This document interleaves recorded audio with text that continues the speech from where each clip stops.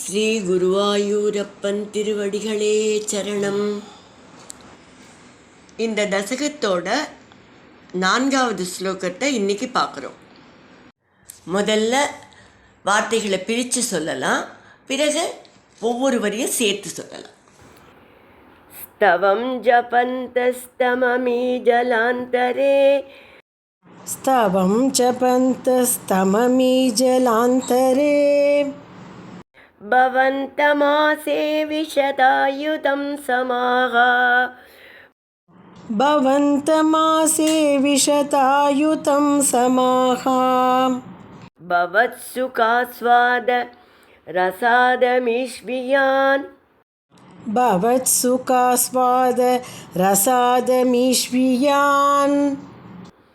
बभूव कालो ध्रुववन्नशीघ्रता बभूव कालो ध्रुववन्नशीघ्रता स्तवं जपन्तस्तममी जलान्तरे भवन्तमासे विशतायुतं समाः स्तवं जपन्तस्तममी जलान्तरे भवन्तमासे विशतायुतं समाः भवत्सुखास्वाद रसादमीश्वियान् बभूव कालो ध्रुववन्नशीघ्रता भवत्सुखास्वाद रसादमीश्वियान् बभूव कालो ध्रुववन्नशीघ्रता.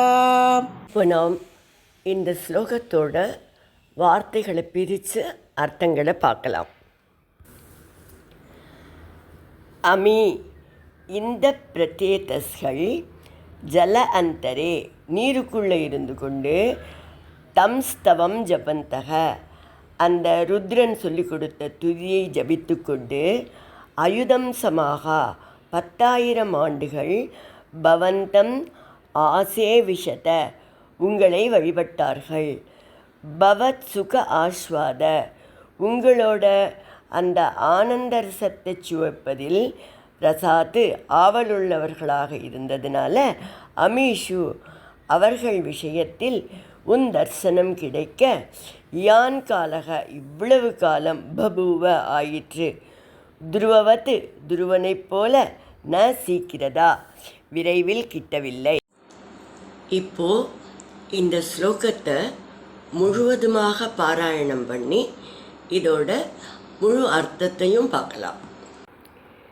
ஸ்தவம் ஜபந்தஸ்தமமீ ஜலாந்தரே பவந்தமாசே விஷதாயுதம் சமாஹ பவத்சுகாஸ்வாத ரசாதமீஷ்வியான் பபூவ காலோ த்ருவவன்னசீக்ரதா.